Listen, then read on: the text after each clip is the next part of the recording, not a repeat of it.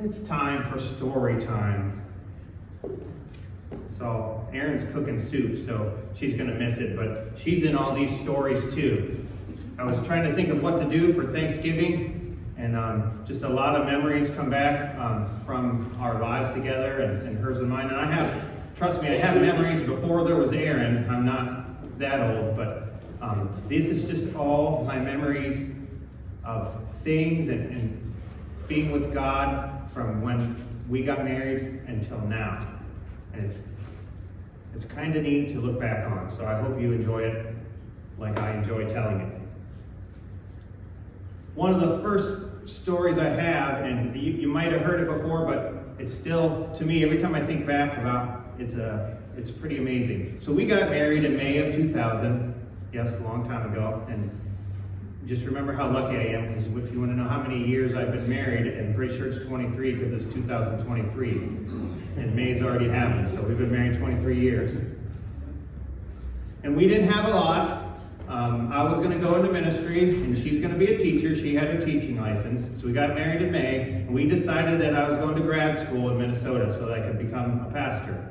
And so the day we set out with the little moving truck for 800 miles, when we left that day, she did not have a teaching job yet, and I did not have any kind of job yet to speak of. But we, just the two of us, got in our moving truck, and we drove. And two of our friends helped us so that we could unload when we got there, because we didn't know anybody in Minnesota. To be honest, before I looked at it, I'm like, where's Minnesota again? I'm like, is that way up there? Is it just up here? But I know where it's at now, so that's a good thing. 800 miles away, we get there. And finally, the day we get there, we start unloading. We're unloading the truck, and we go park it, and we take the truck back, and we decided that we're going to go to Pizza Hut, because if there's one thing across the country, there's a Pizza Hut everywhere. So we found a Pizza Hut, and we went and ate.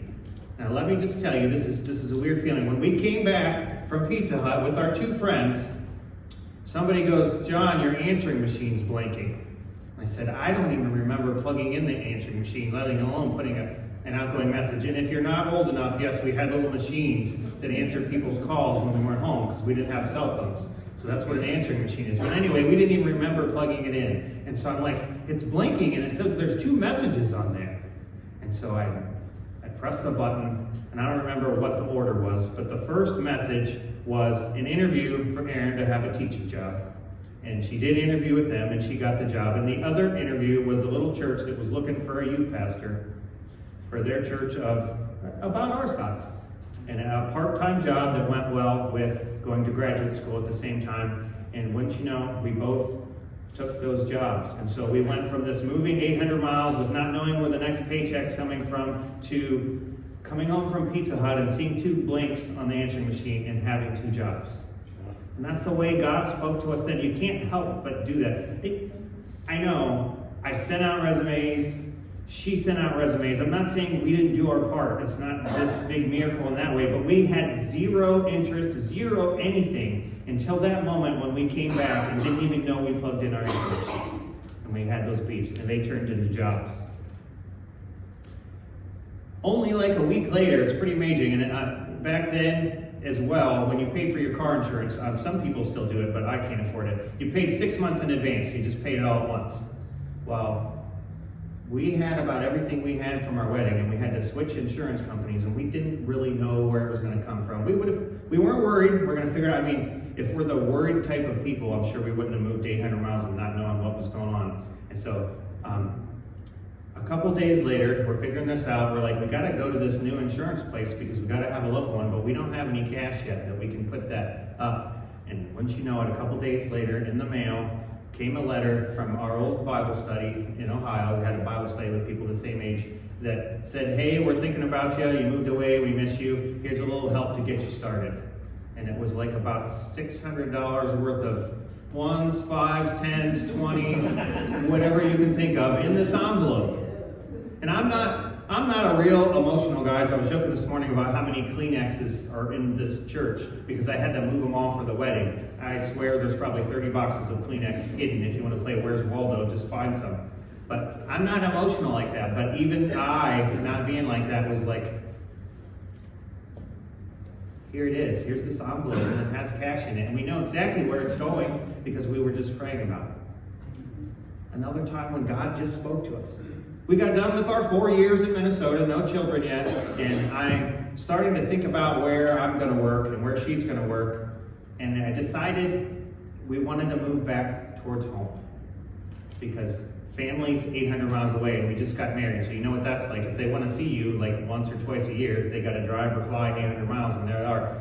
The Krajewskis know what this is like. You got family all over to see them. You got to buy a plane ticket. You got to drive. It's a long deal. That's what we had. So we decided to move back to Ohio. So we moved back to Ohio, and I'm sending out these resumes. I'm like, I got a graduate degree. I'm special. I should be able to get a job.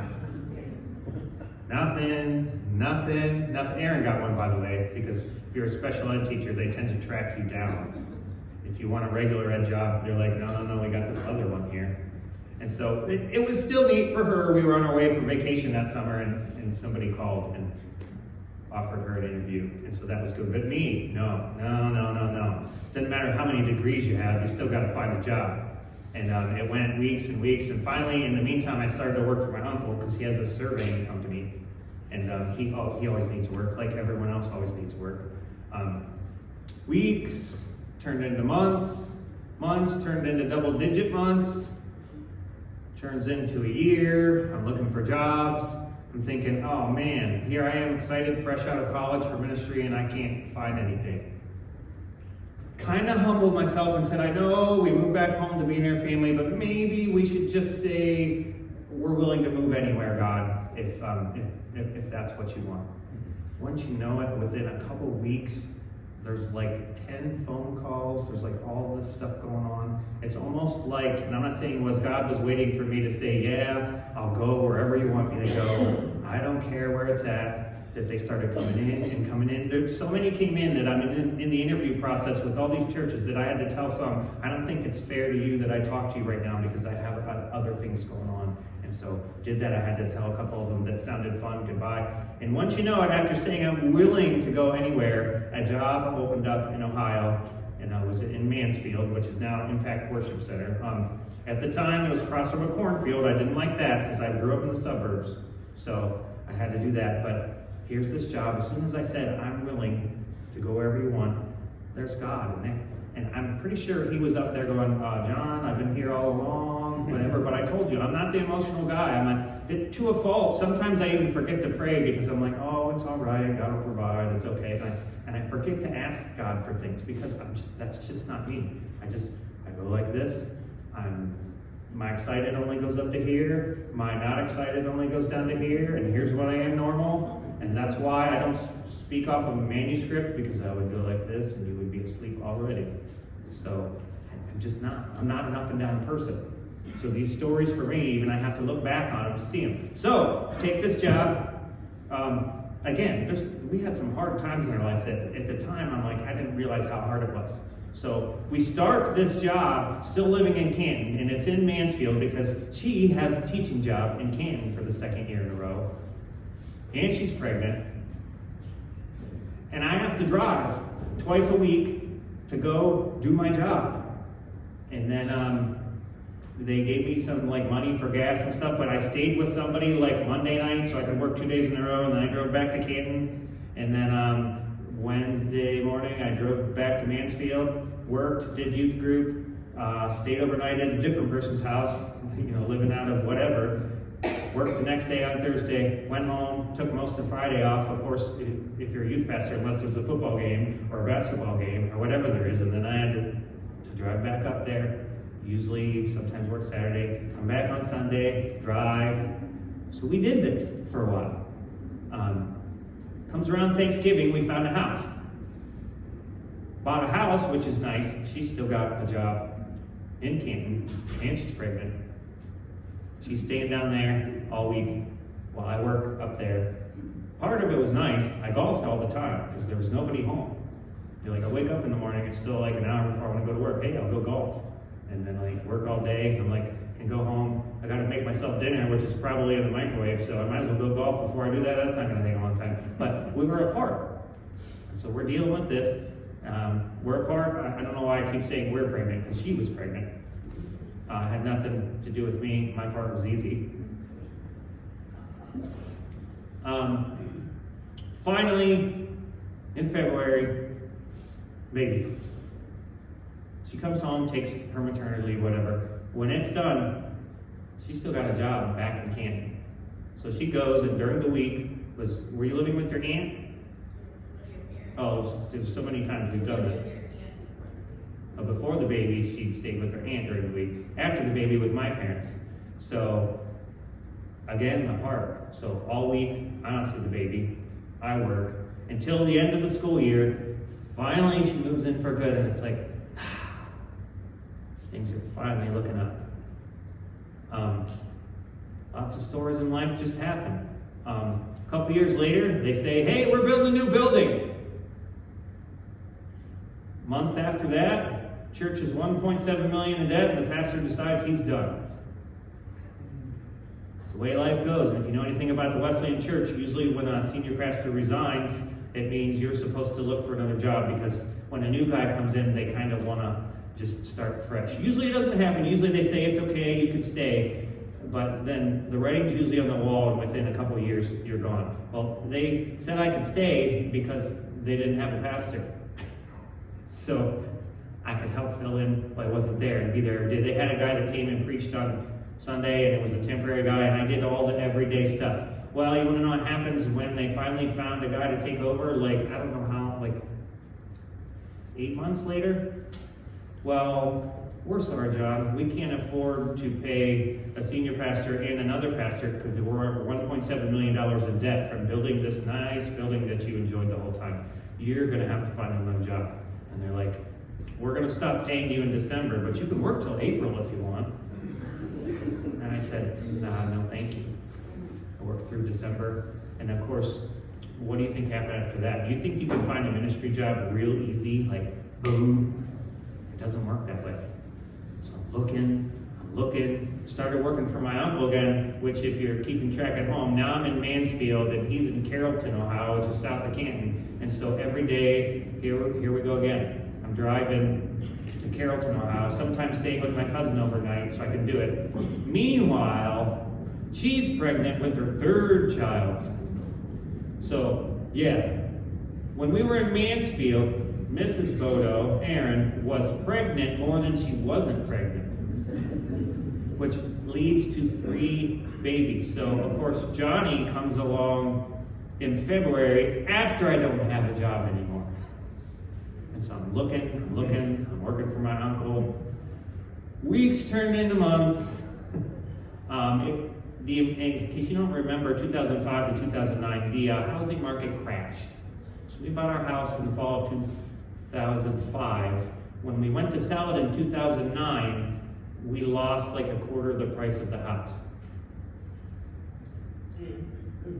Is what it is. That's what I always say. You just keep going, you keep going. Again, no ministry prospects, no anything, I'm telling you. So finally we moved back to Canton. Once the house finally sold, got a duplex. So we moved our family of 3 into a half of a house. Tried to pack everything I could in the back of the garage, because if you know me, if there's a garage, you've got to be able to park your car in it, or what's the point of having a garage? So I packed it like from the floor to the ceiling in the back of the garage, all our stuff. We got 3 kids and there was 3 bedrooms at least, but one of them's ours, whatever. And then I don't mean to be weird and tell you what usually happens in these situations, but while we're living in the duplex with 3 children under the age of 4, we became pregnant again. In our small duplex. Still looking for a job, working for my uncle. But I mean, we're getting by. It's happening. Life is happening. Life always happens. Whether you're ready or not, whether you have a job or not, it happens. Weeks turn into months. Months turns into a year. Still working for my uncle, to the point where I'm like, maybe we had a good run. Maybe I just worked for my uncle for the rest of my life. Well, it's almost like God was listening again. He's like, hello. And all of a sudden, a couple job opportunities started coming, to the point where one of them, I know it's weird, one of them was in Iowa. Well, if you grow up in Ohio and you think of Iowa, you're like, I guess it's over there somewhere in the west. I think there's corn over there. Let's just say that at first, I wasn't real excited about a job opportunity in Iowa. We went and visited, there's weird things that happen. Needless to say, eventually, I'm like, I think this is good, even though it's in Iowa, 600 miles from my family, and we're gonna have 4 kids. And Erin said she walked out of the house one day when she was praying, and there was a rainbow. I wasn't there, but he spoke to 2 of us in different ways, at different times, and we both felt the same thing. We're like, it's almost like we were becoming missionaries in Iowa, because that's what it feels like to go to Iowa. Iowa's not that bad, it's just there's nothing. It's like you live here, but when you drive to the edge of town, there's absolutely nothing for miles and miles and miles and miles. Corn. So there's corn. The school that they ended up going to, the kids ended up going to, was on like the corner of 4 cornfields. There was that much corn. There's some other stuff too, but there's corn. So we're like, thank you, God, I guess I'll continue to do ministry. We're going to move to Iowa. So we start this process of looking for a place to live in Iowa with now 4 children under the age of 5 years old.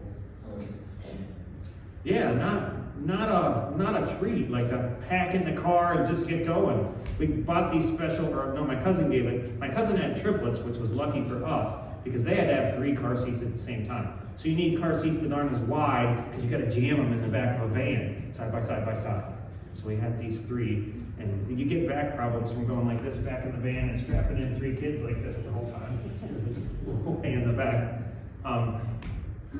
We're looking. I ask all the right questions, because I've already been through this with the job and having heartbreak and having to leave, and I'm like, yeah, we want a good situation, I liked it, and if you're like me, my mind works weird. I'm like, yeah, the worship leader has like tattoos and earrings and stuff. I'm like, this is the place for me. And looking at it, and it's funny, because they said they put my resume to the top of the stack, because I had these sideburns that started here and went like down to here, and they're like, yeah, we knew we had to interview you when we looked at those sideburns. And I'm like, they've really never been good for anything. I've actually been told me before that they didn't look at my resume because of that. And so we're going to move to Iowa. It's exciting. Like, let's go. And we're like looking for a house. We're figuring it's going to be, that's not an easy thing to do. Somebody calls me and says, okay, there's somebody in the church, and they know somebody that has a house in Walford, Iowa. I gotta remember which state I'm in now. Walford, Iowa. But they had to move to Texas, and this house is paid for, and they just want somebody to live in it because it's been empty for like 18 months, and like they can't seem to sell it. And so you just have to live there, and you don't even have to put the utilities in your name. Give us like $150 a month for utilities. And we're like, oh, that sounds really good. If you own the house, I know what you're thinking. A family with 4 kids under 5 years old, how are you going to sell that house now? Well, we're meat people, so that wasn't a problem. We moved there. Like, within a month, because this place is available, has been for 18 months. And so we moved. We're like, we get to move quicker. That's good. Let's get on with our life. I can start my job right away. First of all, you can't make this stuff up. I could go home, sit on my couch, and try to make up a juicy story that would be good. I'm there. Let's see. I remember went to the first Sunday, didn't do much, just helped out. Wednesday, I'm leading the kids ministry music, which was fun. You get up there with this band, and there's like 100 kids jumping up and down. It's like that's one of the reasons they hired me. And go through Wednesday, go through church the next Sunday. I take Monday off. I come in next Tuesday. The senior pastor's like, hey, you guys, me and the other staff, we're going to go to breakfast. I'm like, okay, that sounds good. I mean, here I am. I've only been here like a week and a half, and I get to go to breakfast. The guy's taking me to breakfast. We get to breakfast, and he goes, yeah, they're forcing me to take a sabbatical because of some things that happened. And I'm not going to go into details, but let's just say that the next day, a week and a half into my new job, I no longer have a boss because he's on a mandatory sabbatical. And then we found out 3 months later that he's gone. So you can look at this a bunch of ways. First of all, he hired me. Yay. This house became available really fast. Sweet, so we moved. There, a week and a half, not so sweet. But the bright side is if it would have blown up while we were still looking for a house, there may not have been a job and we may never have moved because he hired me. And people are like, after it happened, like, he's gonna go back home? And I'm like, oh yeah, that's easy. Just pack up my family of 6, drive 600 miles back home. Yeah, piece of cake. No, we're gonna stay there. So for the first half a year, it was me and the other staff guy just running the show. Then they brought in a temporary guy who comes in and fixes stuff or whatever, and that was weird. He's my boss, but he's not my boss. And then time goes on. Finally, they find somebody, and it's a guy who grew up in that church and everything. And he came in. We didn't get along. He says, sure, you can keep your job and everything. Year goes in, maybe you should just do youth or just do worship, whatever. I think he said, you're fired once. And then he's like, oh, I changed my mind. Just do youth or worship, don't do both. And then he's like, if you pick youth, me and my wife are going to lead worship from the piano. And this is going from guy with tattoos and earrings or whatever. And I'm like, I'll do worship. We'll get somebody else to do youth. Needless to say, it was just rough. We bought a house. I don't know if anybody knows this trick. You can get a first-time home buyer's loan more than once, as long as it's like 4 or 5 years later. So we did it again. We had this house, and then we were in it 12 months, and he's like, no, I'm sorry, this is not working.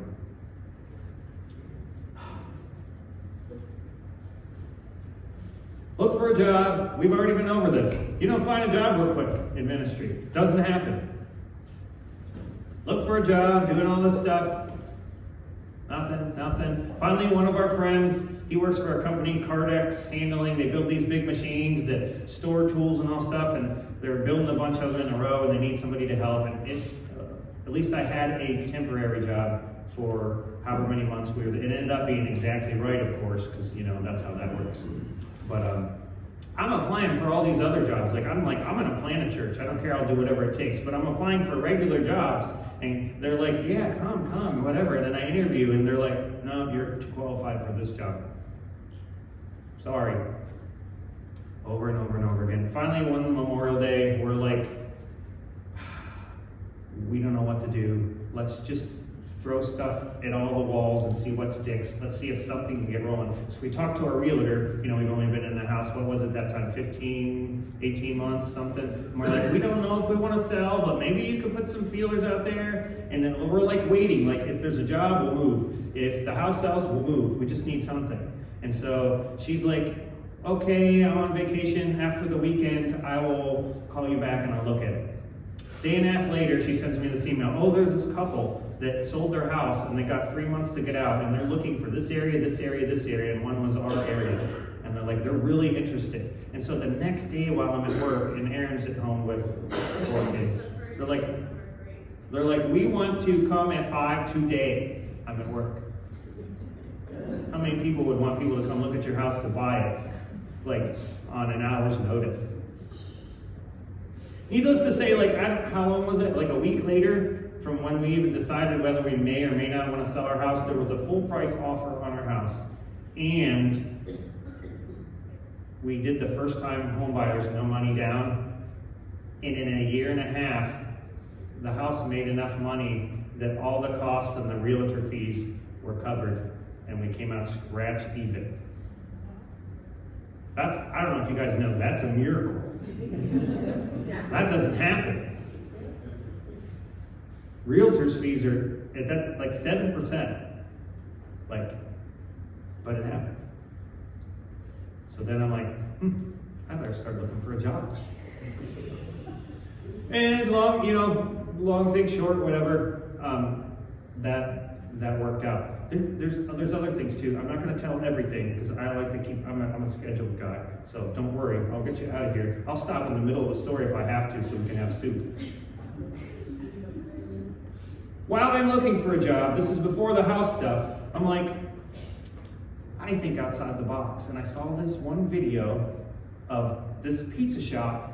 Yeah, I like pizza in Philadelphia, where somebody one day was like, they sell pizza by the slice for $1, and I'm like, hey, can I buy a slice and then just give it to somebody that's out there that's homeless or something? And they're like, oh yeah, you can do that. And he's like, okay, put a post-it on them. Needless to say, like 5 months later, this caught on like wildfire. And you go in this pizza shop and there's post-it notes all over the wall. And any homeless person or person who can't pay for the pizza comes in, takes one off the wall, and their pizza's already paid for. And I'm like, that is awesome. So then I hatched this plan. I'm going to become a pizza pastor. I'm going to buy a pizza place. Well, okay, first of all, a guy did this with coffee houses. They're like, I am going to buy a coffee house and run it. And then we can use that building for a church on Sunday mornings and for stuff at night. And then the coffee shop pays for the church. And it's my job. And so this had been done in a different way, but I'm like, I like pizza. I don't even like coffee. Let's do it with pizza. And this is a great place. You can show up, you can come at night, and you can have your groups, whatever. And so I talked to this guy. I know people that he does all these startup business and stuff. He's good at it. He's like, yeah, we'll front you. Like, we'll buy the place for you if you do it, because I like what you're doing. And he's like, I got this idea where we can buy a bus and drive around and pick up drunk people from the bars and give them pizza and take them to their home and be safe. And he was all in. And he's like, I know this spot. This place has been for sale for, I don't know, think of a number, over 18 months. And he's like, I'm going to get my guys together, whatever. And finally he draws up these papers for me. He's like, we're ready. He goes, would you know that after 18 months of nobody wanting this pizza place, 3 other people suddenly want it? There goes my pizza pastor dream. So I shelved that for a little bit, and then that's where we got to the house thing and whatever. And then after we knew we were going to have to move, I talked to Les Crossfield, our DS, and he showed me these churches. He didn't even show me a church because he wanted me to be a senior pastor. But I'm a smart guy, and I read the clippings, and I went to the Wesleyan website and looked at the job openings. And I'm like, let's see, this church over here with 20 people that hasn't made a profit in this many years, this church over here with 25 people with this, or this stable congregation that has a pastor where you can get in and get your feet wet first and whatever, and they have a house to live in. Because I know I told you the magic of first-time home buyers, but it doesn't work after you just sold your house. You've got to wait like 4 or 5 more years. So it was going to be hard for us to find a place to live. Well, lo and behold, there's a parsonage. And when we drove here, I'm like, There ain't no way our family of 6 is probably going to fit in it, though. And then we're walking around and we're like, wow, I think we fit. Some of the bedrooms aren't code-conforming bedrooms, but I don't care about that stuff. I mean, look how I dress every week. It's a bedroom. One of the kids is in the whole basement. It's like a dream come true for him. But that's God. That's what he does. Oh, look, I didn't even use my notes.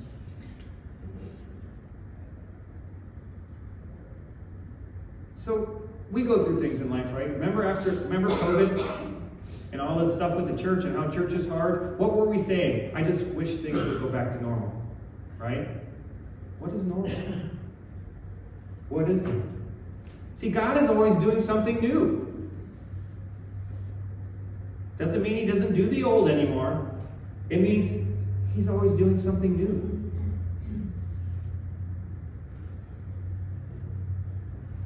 You'll appreciate that I just...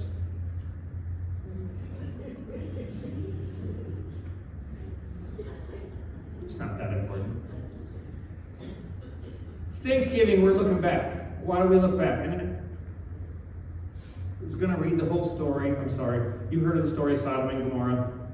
A bunch of bad stuff happened. This place is horrible. God says, I'm going to with Sodom and Gomorrah. And Abraham's like, no. What if there's like some good people there? Don't destroy the whole thing. He's like, what if there's 50 good people? Will you destroy it? He's like, oh, okay, I'll spare it for 50. He's like, okay, well, what if there's 45 good people? Will you do it? And he down to only, like 10 or 20 or whatever it is. He's like, okay, you got me. I'm going to spare it. Of course, what happens after that? Way more bad stuff. And God said, I'm sorry, I'm wiping this place out. And so he warns Lot, Abraham's brother. He says, get out. They're on their way out. Angel says, that was the scripture, sorry. It's in Genesis. If you read Sodom and Gomorrah and come up with this, they're like, don't look back, you gotta go. We're gonna bless you up here. Sodom and Gomorrah is bad, go this way. Whatever you do, don't look back. And what does Lot's wife do? Pillar of salt. She was more concerned about what she had behind than how God was going to bless her moving forward.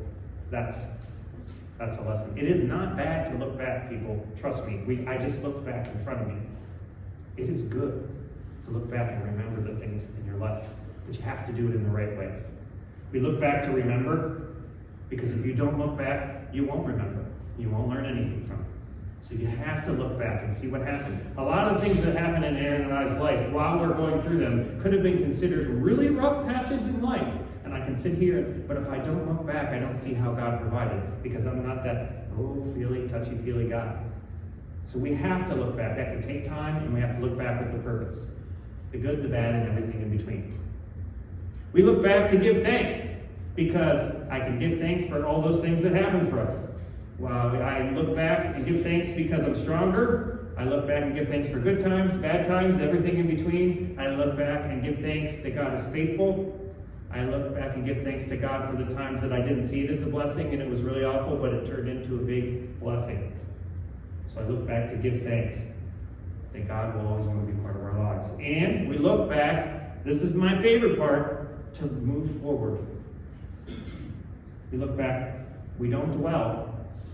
We just look back. We give thanks because we can move forward. The funerals are good, right? We celebrate the lives of people. What do you have to do the next day? You have to move on, right? Do we go on for the next year and have a funeral every day? No. Looking back and remembering is awesome. Then you turn the page and then you move. God is the most creative, most artistic, most ingenious, most revolutionary, most innovative being that there ever was and ever will be. He always tends to do things in new ways. There was only one burning bush, one flood, one Joseph sold into slavery that saved everyone, one David and Goliath, one Joshua and the big wall. He doesn't do the same things again. There weren't people walking around knocking on bushes for years after that. It didn't happen because God was going to do something else amazing. We look back to see the amazing things God has done so we can look forward to the amazing things he will do next. That's why there's all those songs in the Old Testament. That's what he does. So before you just want to go back to the way things were, remember, you'll get stuck. You want something better. It's not in the past. We have fond memories of the past. Usually we remember it better than it was. We did a lot of things, and I don't regret any of them, anything that we went through, but I'm not going to choose those paths. I remember all the good. I don't. That woman there, up until the fourth child was born, worked from home, teaching with the children at home. You left me in the room with the baby to change one diaper, and I was like, oh, what do I do?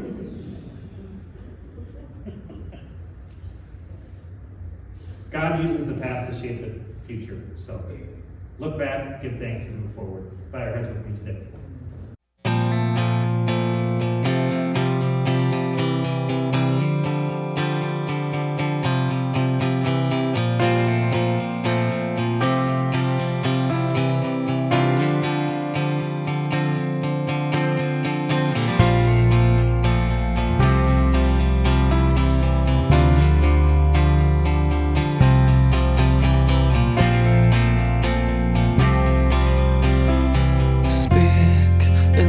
Close communion, and though this hour seems timeless still, I wait for your words that bid me come.